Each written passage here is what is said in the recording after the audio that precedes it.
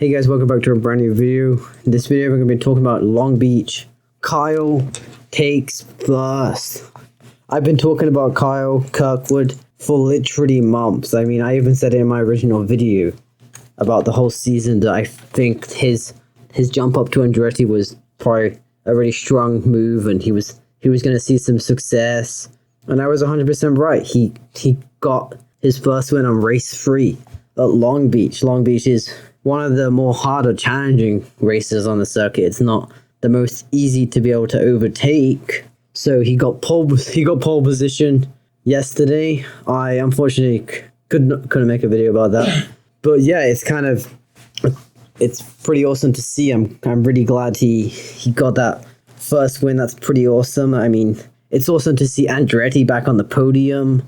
Grosjean was on second. What was just awesome to see Grosjean on second again, because Grosjean has always been problematic. He's kind of notorious for maybe crashing. He even crashed in St. Petersburg. Well, it wasn't really his fault, but and then there was a mistake in Texas, which that was kind of a silly mistake, but it's kind of one of them things. But I'm glad to see he's kind of had that kind of the improvement.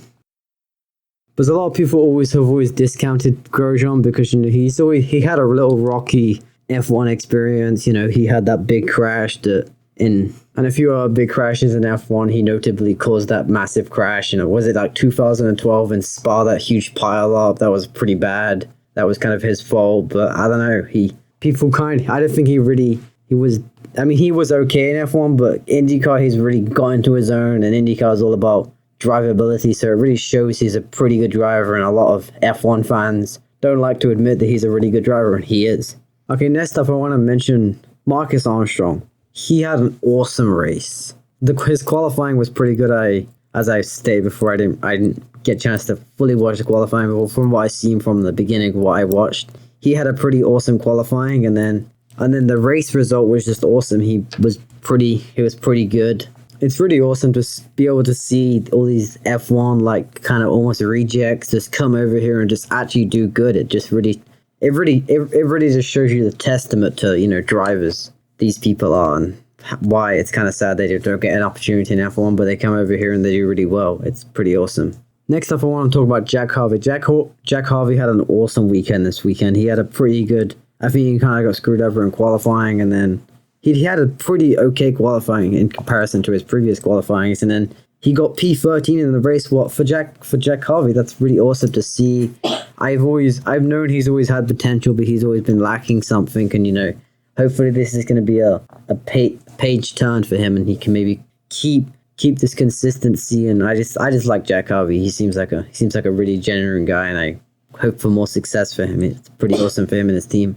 So next up, I want to talk about there wasn't that many incidents in this race. So one of the only notable incidents, was really driver on driver, was the Pato O'Ward and Scott Dixon incident, where Pato O'Ward dived up the inside and he just kind of left Dixon hanging, and Dixon ended up in the wall. I watched an interview with Pato, and he was very unapologetic, kind of, almost like, it wasn't really his fault, he didn't cause it, which I think it's kind of that mentality of, we've seen it so many times in IndyCar, there's been so many incidents of just basically aggressive driving, and I think at the end of the day, it's kind of like kill or get killed. You kind of have to just do it, and if you hold back, then the other person's going to do it, and that's kind of almost the precedent has been set at this point, where that's kind of the normal stuff. You got to be aggressive in IndyCar, and that's what it is.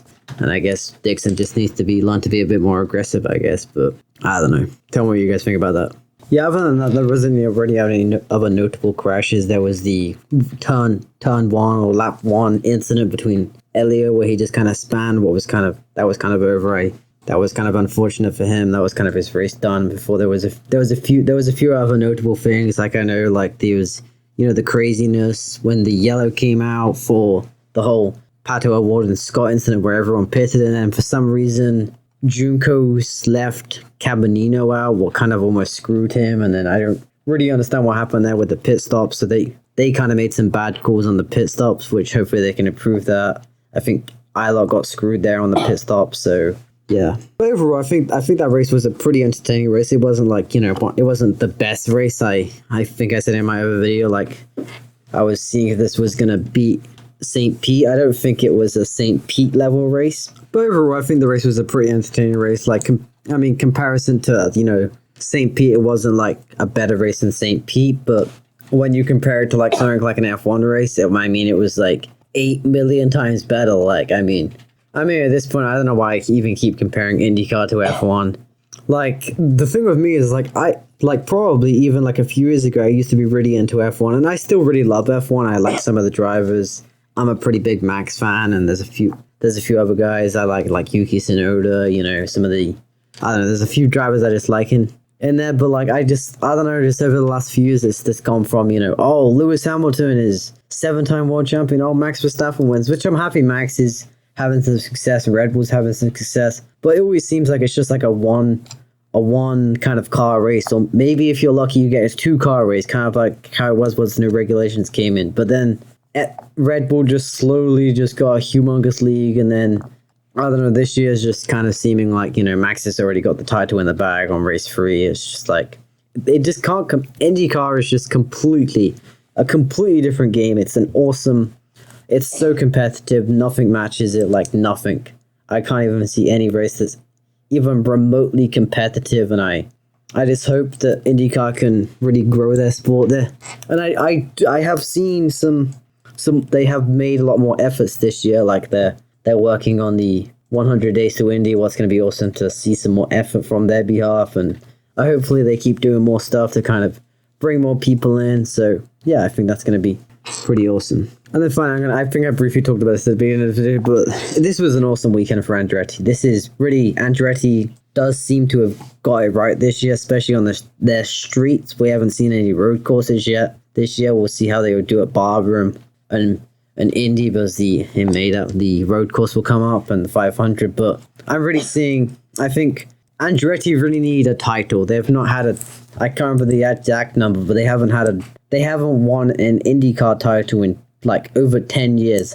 They need a title. They need to prove they are still, because Andretti has always been worthy. They've always been a top team in IndyCar, but for some reason, Chip and Team Penske have just always had just the edge over them. So I'm really seeing they have an awesome driver lineup this year. I'm just hoping they can carry that through. It's going to be awesome to see.